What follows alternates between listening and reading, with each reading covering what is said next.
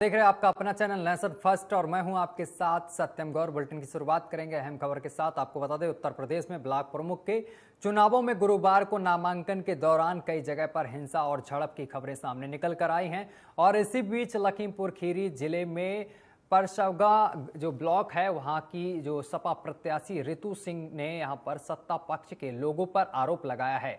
उन्होंने कहा है कि जब वह नामांकन पत्र दाखिल करने जा रही थी तो रास्ते में मौजूदा मोहम्मदी क्षेत्र से बीजेपी विधायक लोकेंद्र प्रताप सिंह के कार्यकर्ताओं ने उनकी प्रस्तावका यानी कि अनीता यादव के साथ मारपीट की है और उनके कपड़े फाड़ दिए हैं और उनके साथ अभद्रता भी की है।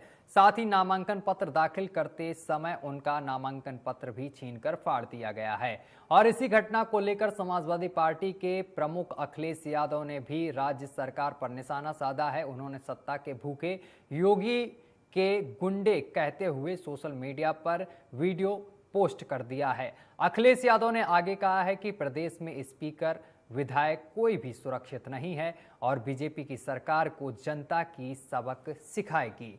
लखीमपुर की घटना को लेकर अखिलेश यादव ने कहा है कि हमारी बहन की गलती सिर्फ यही थी कि वह समर्थक थी। मुख्यमंत्री जी बताएं कि आखिर गुंडों को खुली छूट किसने दी है। उन्होंने कहा है कि बीजेपी का नकाब उतर गया है, प्रशासन को इस घटना की भरपाई करनी चाहिए। जो भी हिंसा हुई है ये मुख्यमंत्री के इशारे पर हुआ है। मुख्यमंत्री खुद गुंडों को बढ़ावा दे रहे हैं और जल्द ही उत्तर प्रदेश से इनका सफाया हो जाएगा। समाजवादी पार्टी ने आगे कहा है कि इन लोगों को जनता ने हरा दिया है।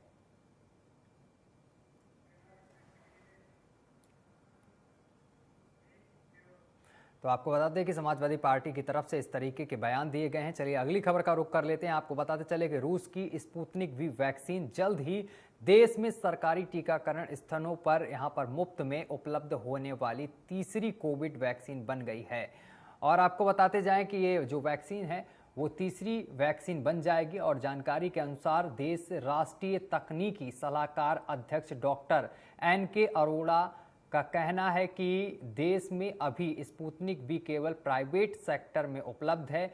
आपूर्ति के आधार पर हम इसे जल्द ही अपने निःशुल्क टीकाकरण कार्यक्रम के तहत उपलब्ध कराना चाहते हैं। और इसको लेकर आपको बताते चले कि स्पुतनिक वी को -18 डिग्री सेल्सियस के स्टोरेज तापमान की आवश्यकता होती है। अरोड़ा ने आगे कहा है कि पोलियो के टीके को संक्षिप्त करने वाली कोल्ड चेन सुविधाओं का उपयोग स्पुतनिक वी को स्टोर करने के लिए किया जाएगा और जिससे आपको बताते चले कि वैक्सीन देश के ग्रामीण क्षेत्रों तक पहुंच जाएगी। अरोड़ा ने आगे कहा है कि कुछ क्षेत्रों में चल रहे पोलियो अभियान के कारण कोविड टीकाकरण में थोड़ी कमी देखी जा सकती है।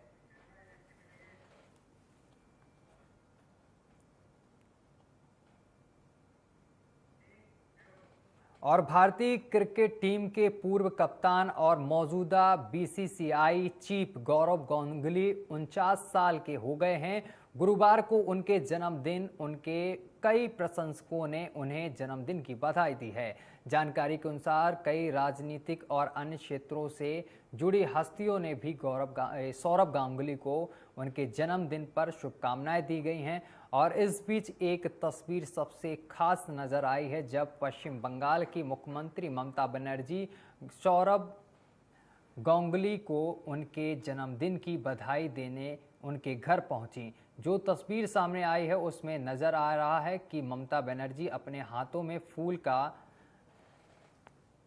गुलदस्ता पूर्व कप्तान को थमा रही हैं और सौरव गांगुली बड़ी विनम्रता के साथ ममता बनर्जी का अभिवादन भी करते नजर आ रही हैं। आपको बताते चले कि ममता बनर्जी और सौरव गांगुली के बीच करीब 1 घंटे तक यह मुलाकात चली है। हालांकि आपको बता दें कि इस मुलाकात में क्या बातचीत हुई है यह सामने नहीं आ सकी है, लेकिन इस तस्वीर को लेकर कई राजनीतिक मायने भी निकाले जा रहे हैं।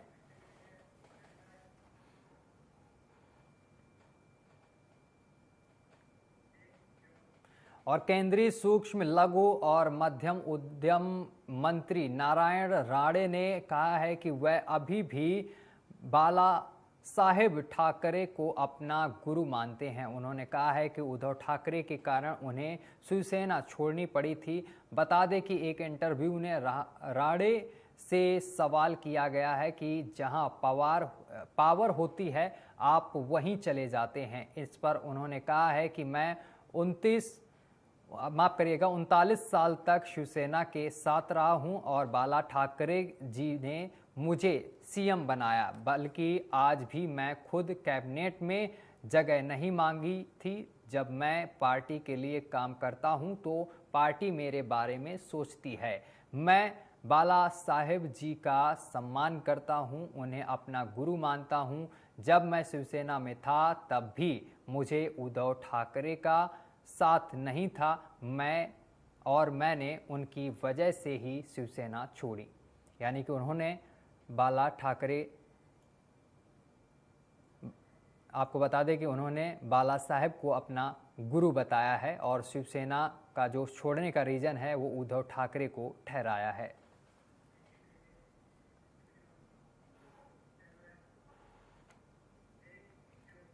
चलिए अगली खबर का रुख करेंगे। आपको बता दें कि आरएसएस प्रमुख मोहन भागवत पिछले 3 दिनों से चित्रकूट में हैं, जहां आज और कल उनकी एक बड़ी बैठक होनी है और इस बैठक में देश भर के प्रचारक और आपको बता दें प्रचारक के साथ ही सरकारवाहक दत्ता नेत्र होश वाले भी यहां पर मौजूद रहेंगे। माना जा रहा है कि इस बैठक में कोरोना और अन्य सामाजिक जो मुद्दे हैं, जो विषय हैं, उन पर चर्चा होगी। साथ ही बैठक में यूपी समेत 5 राज्यों में अगले साल होने वाले विधानसभा चुनाव पर भी फोकस रहेगा। बताते चले कि अखिल भारतीय प्रांत प्रचारक बैठक हर साल जुलाई में यहाँ पर होती है, लेकिन पिछले साल चित्रकूट में भी आयोजित इस बैठक में कोरोना के चलते नहीं हो पाई थी और इस बैठक में आपको बता दें कि इस साल यह बैठक चित्रकूट में कोरोना के नियमों के मद्देनज़र हो रही है, जिसको लेकर कुछ कार्यकर्ता यहां प्रत्यक्ष रूप से और कुछ वर्चुअली तरीके से जुड़ेंगे। यानी कि जो बैठक होगी इसमें कुछ जो कार्यकर्ता हैं वो प्रत्यक्ष रूप से वहीं पहुंचेंगे और इस बैठक का हिस्सा बनेंगे और साथ ही कुछ जो कार्यकर्ता हैं वो वर्चुअल माध्यम से जुड़ेंगे। खास तौर पर इस बैठक पर विधानसभा चुनावों पर भी ध्यान दिया जाएगा। जो विधानसभा चुनाव अगले साल होने हैं उस पर भी फोकस किया जाएगा और इसके साथ ही उन चीज़ों पर भी फोकस किया जाएगा जो बेसिक मुद्दे हैं।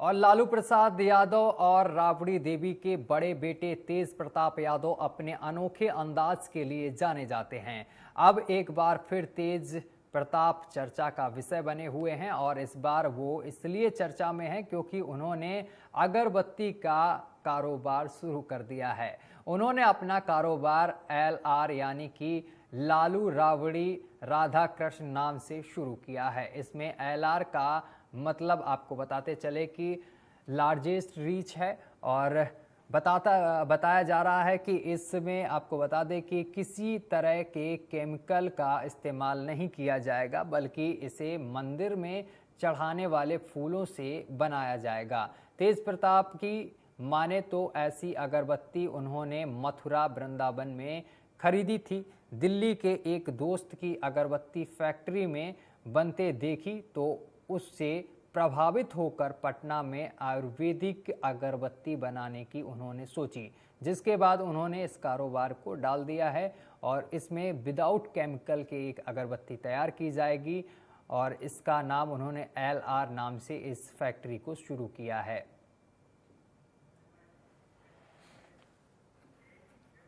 और पश्चिम बंगाल में हाल ही में फर्जी वैक्सीनेशन कांड का खुलासा हुआ था, जिसमें मुख्य आरोपी देवाजन देव यहां पर एक्शन लिया था। आरोप है कि देवाजन देव फर्जी अधिकारी बनकर लोगों को ठग रहा था, जिसके बाद पुलिस एक्शन में आई और मामले में 4 अन्य लोगों को पकड़ा गया है। जानकारी के मुताबिक पश्चिम बंगाल पुलिस ने 4 लोगों को गिरफ्तार किया है जो खुद को बंगाल सरकार का वरिष्ठ अधिकारी बताते थे और लोगों को नौकरी देने के लालच में लाखों रुपए की ठगी करते थे।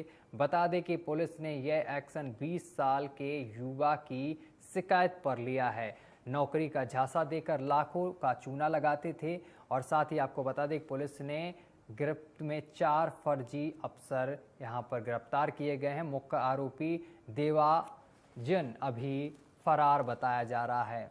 आपको बता दें मुख्य आरोपी जो और नए कृषि कानूनों के विरोध में किसानों का प्रदर्शन जारी है और इस बीच सरकार ने एक बार फिर से किसानों से आंदोलन समाप्त करने और बातचीत शुरू करने की अपील की है। कृषि मंत्री नरेंद्र सिंह तोमर ने आपको बता दें गुरुवार को यहां पर किसान संगठनों से आंदोलन खत्म करने और सरकार के साथ बातचीत फिर से शुरू करने की अपील की थी और हालांकि उन्होंने इन कानूनों को रद्द करने से एक बार इनकार कर दिया है। वहीं कृषि मंत्री से बातचीत के अपील के बाद किसान नेता राकेश टिकैत का भी बयान सामने आया है। किसान नेता राकेश टिकैत ने कहा है कि सरकार को बात करनी है तो करे, लेकिन शर्त ये है कि शर्त के साथ नहीं, बल्कि टिकैत ने कहा है कि मंत्री फिर से शर्त के साथ कह रहे हैं कि किसान आए, बातचीत करें, कानून खत्म नहीं होंगे, उनमें बदलाव होगा। सरकार को बात करनी है तो बात करे, लेकिन शर्त के साथ किसानों के साथ बात ना करें। जो वे कहेंगे किसान उस पर चले, ऐसा नहीं है। तो कृषि कानूनों के विरोध में किसान प्रदर्शन जारी है और सरकार ने फिर बातचीत शुरू करने की अपील की है। बात करनी है तो करे, लेकिन शर्त के साथ नहीं, ये टिकैत ने कहा है। टिकैत आपको बता दें कि किसान नेता हैं और ये आपको बता दें कि आंदोलन कई महीनों से चल रहा है। 6 महीने पूरे हो चुके हैं किसान आंदोलन के।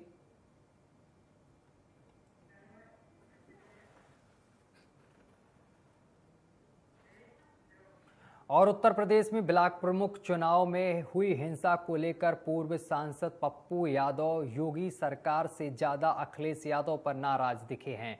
बता दें कि उत्तर प्रदेश में ब्लॉक प्रमुख चुनाव की नामांकन प्रक्रिया में 15 से ज्यादा जिले में गोली चलने, बम चलने, मारपीट की हिंसा भरी खबरें सामने निकल कर आई हैं। वहीं जन अधिकार पार्टी के मुखिया पप्पू यादव ने सपा सुप्रीमो अखिलेश यादव पर निशाना साधा है। पप्पू यादव ने अपने ट्वीट में लिखा है कि बाबू अखिलेश यादव जी, आपसे ना हो पाएगा सड़क पर संघर्ष। एक बहन का बीच सड़क पर चीरहरण और आप आराम से बैठे हो। जेल से निकलता हूं, संघर्ष के लिए पार्टी आउटसोर्स का दीजिएगा, फिर देखते हैं। तो आपको बता दें कि पप्पू यादव एक मामले को लेकर अभी जेल में हैं। उन्होंने इस तरीके का बयान दिया है। आपको बता दें कि पिछले समय पप्पू यादव काफ़ी चर्चा में थे जब ऑक्सीजन की किल्लत थी बिहार में। उन्होंने ऑक्सीजन को लेकर सवाल भी खड़े किए थे नीतीश सरकार पर और वो अक्सर आपको बता दें कि इन सब चीज़ों के लिए आगे आते हैं, लोगों की मदद करते हैं, काफ़ी चर्चा में रहते हैं पप्पू यादव। और पप्पू यादव ने अब उत्तर प्रदेश के पूर्व मुख्यमंत्री अखिलेश यादव को लेकर यहां पर निशाना साधा है। उन्होंने कहा है जिस तरीके से महिला का चीरहरण बीच सड़क पर हो रहा था, आप चुप बैठे हो, इसको लेकर उन्होंने अखिलेश यादव पर निशाना साधा है।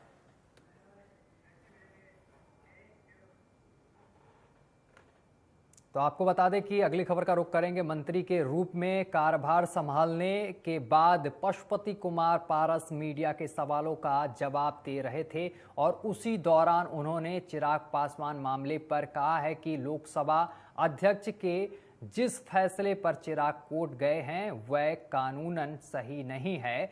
पार्टी का अध्यक्ष अगर तानाशाह हो जाए और बहुमत उसके खिलाफ हो तो दल बदल कानून के अनुसार भी पार्टी से अलग होने का प्रावधान है और मेरे साथ तो चिराग को छोड़ सभी सांसद हैं। जहां तक मंत्री बनने का सवाल है तो यह पीएम का विशेषाधिकार है। मैं तो एक सांसद हूं, पीएम तो देश के किसी नागरिक को मंत्री पद की शपथ दिला सकते हैं। चिराग पासवान रामविलास पासवान के पुत्र हैं, लेकिन अपने बड़े भाई का राजनीतिक उत्तराधिकारी मैं ही हूं।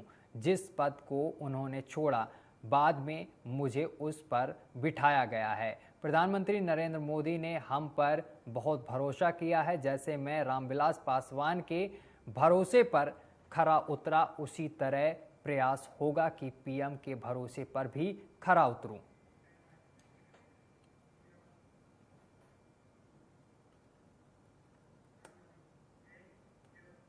और केंद्रीय कैबिनेट का विस्तार हो गया है और प्रधानमंत्री नरेंद्र मोदी की अगुवाई में नई टीम ने काम करना भी शुरू कर दिया है। उम्मीद जताई जा रही थी कि इस कैबिनेट विस्तार में उत्तर प्रदेश से वरुण गांधी को भी जगह मिल सकती है, लेकिन ऐसा नहीं हुआ है, जिसके बाद पूर्व कैबिनेट मंत्री मेनका गांधी का बयान सामने आया है। मेनका गांधी का कहना है कि हम 600 से 650 के करीब सांसद हैं और ऐसे में प्रधानमंत्री कितनों को जगह देंगे। मेनका गांधी अपने 2 दिवसीय दौरे पर सुल्तानपुर पहुंची थी, जहां उन्होंने यह बयान दिया है। वहीं कुछ वक्त बाद उत्तर प्रदेश का यहाँ पर विधानसभा चुनाव भी होना है और ऐसे में कयास लगाए जा रहे थे कि वरुण गांधी को इस बार मंत्रिमंडल में जगह मिल सकती है, लेकिन ऐसा नहीं हुआ है। हालांकि जिन नए मंत्रियों ने शपथ ली है उनमें से 7 यूपी से ही ताल्लुक रखते हैं।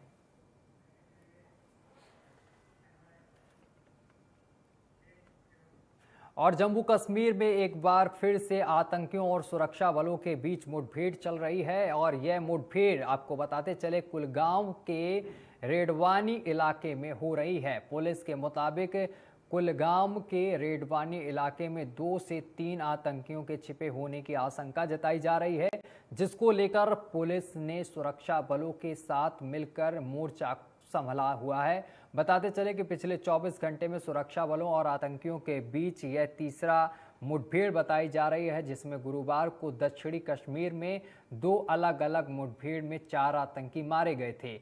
मामले में पुलिस के एक अधिकारी ने बताया है कि आतंकियों की मौजूदगी की खुफिया जानकारी मिलने के बाद सुरक्षा बलों ने कुलगांव जिले के जोदार इलाके में घेराबंदी कर तलाशी अभियान शुरू कर दिया था और आतंकियों द्वारा सुरक्षा बलों पर गोलियां चलाने से अभियान जो था वो मुठभेड़ में तब्दील हो गया और आखिरकार रिपोर्ट मिलने तक सुरक्षा बलों की जवाबी कार्रवाई में लश्कर-ए तैयबा के 2 आतंकवादी मारे गए थे।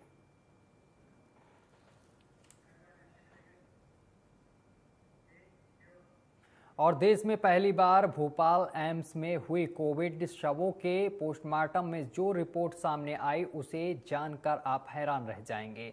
भोपाल एम्स में 21 कोविड शवों की आपको बता दें ऑटोप्सी के बाद खुलासा हुआ है कि कोरोना वायरस ने न सिर्फ फेफड़े बल्कि किडनी, ब्रेन और साथ ही लीवर और हार्ट तक यहां पर पहुंचकर अपना घातक असर दिखाया है। भोपाल एम्स की स्टडी में बताया गया है कि ये खुलासा हुआ है कि मौत के 20 घंटे बाद तक कोरोना वायरस संक्रमित मरीज के शरीर में पाया गया और मृत व्यक्ति की RT-PCR टेस्ट रिपोर्ट भी पॉजिटिव आई।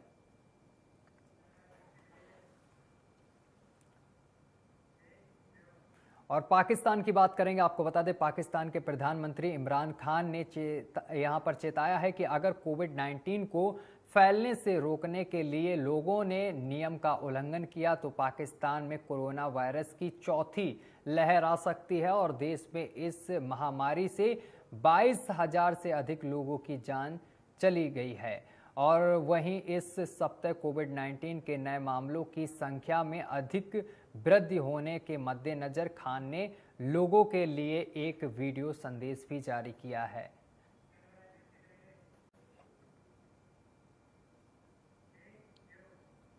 और दिल्ली चंडीगढ़ राजमार्ग पर खाने पीने के लिए देश भर में यहां पर पहचान रखने वाले मूर्थल के ढाबा अब यहां पर अयासी के लिए बदनाम होने लगे हैं। आपको बताते चले कि हरियाणा के फ्लाइंग स्क्वाड में ने यहां पर बुधवार रात को मूर्थल के ढाबों पर छापेमारी की है और उस छापेमारी के दौरान वहां पर जिस्म फरोशी और जुआ खेलते हुए लोग पकड़े गए हैं। बताया जा रहा है कि छापेमारी के बाद पुलिस ने 24 लोगों को गिरफ्तार किया है और जिस्म फरोशी के आरोप में गिरफ्तार महिला में 3 विदेशी महिलाएं बताई जा रही हैं जो पकड़ी गई हैं, जिसमें एक रूस और एक उज्बेकिस्तान और एक तुर्की की नागरिक बताई जा रही, जिनको पुलिस ने गिरफ्तार कर आगे की कार्रवाई शुरू कर दी है। आपको बता दें कि मूर्थल के जो ढाबे हैं काफ़ी चर्चित ढाबे हैं, यहाँ पर दूर दराज से लोग यहाँ पर पहुँचते हैं, लेकिन अब ये ढाबे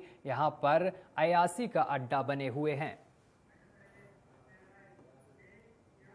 और चलिए इसी के साथ बुलेटिन में अभी के लिए बस इतना ही। देश दुनिया की तमाम खबरें देखने के लिए देखते रहिए आपका अपना चैनल नेशन फर्स्ट।